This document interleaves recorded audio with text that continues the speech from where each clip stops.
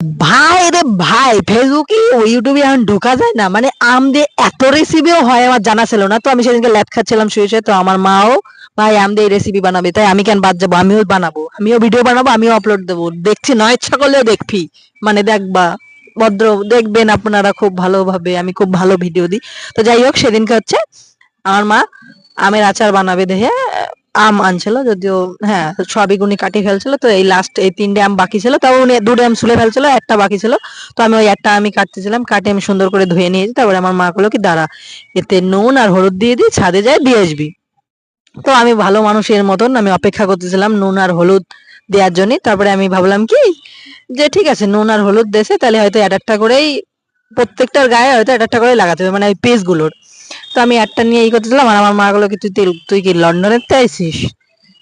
তারপরে আমি বুঝলাম যে না, সব একসঙ্গে চটকাতে হবে। তারপরে আমি ভদ্র মানুষের মতন, তারপরে আমি সব একসঙ্গে চটকা পটকো করে তোমাকে একটু ভয় দেখাচ্ছিলাম, হ্যাঁ হ্যাঁ চোখ বেরো যাচ্ছে না খুলে, হ্যাঁ হ্যাঁ ঠিকই আছে।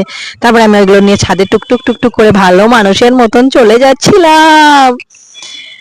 তো ছাদে যাই আমি দেখি নাচার মতন কিছু নাই, মানে আমগুলো নাচিয়ে দেবো কিছুতে একটা, সেরকম কিছু নাই। তারপরে আমি আবার নিচে গেছি, একটা বস্তা আনছি, সেটার উপর আমি সুন্দর করে আমগুলো দিছি। আর আমগুলো ভাগ্যিস আমি ঢালে দিই না, কারণ কত ঝোল ছিল ভাই ওতে। আমার মা আমারে কি প্যাদানিটা দিত, এই খাওয়া যেত না, বালি কিস কিস করতো। তাই তোমাকে গাছগুলো দেখাইছি না, দাঁড়াও সুন্দর করে এগুলো আগে সুন্দর করে ঠিকঠাক করে নি, তারপর তোমাকে দেখাচ্ছি। হ্যাঁ দেখছো আমি অনেক ভালো কাজের মেয়ে।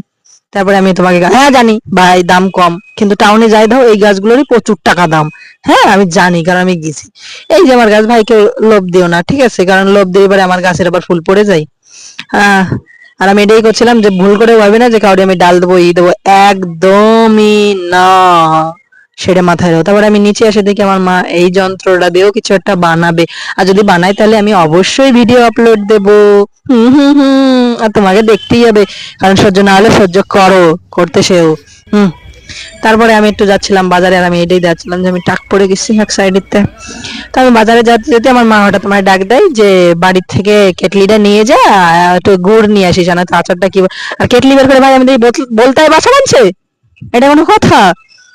যদি হতেই পারে, কারণ আমরা অনেকদিন বাড়ি ছিলাম না। আর ভাই আমার বাবু মানে বাজারে নিয়ে গেছে এই কাজ করানোর জন্য, ভাই এটা কোনো কথা? তারপরে বাড়ি চলে আসলাম, আমার মারে আমি এগুলো একটু গুঁড়ো করে দিলাম। হ্যাঁ ভাই শিলি না, মিক্সিতেই গুঁড়ো করে দিছি, অত আমার গায়ে শক্তি নাই।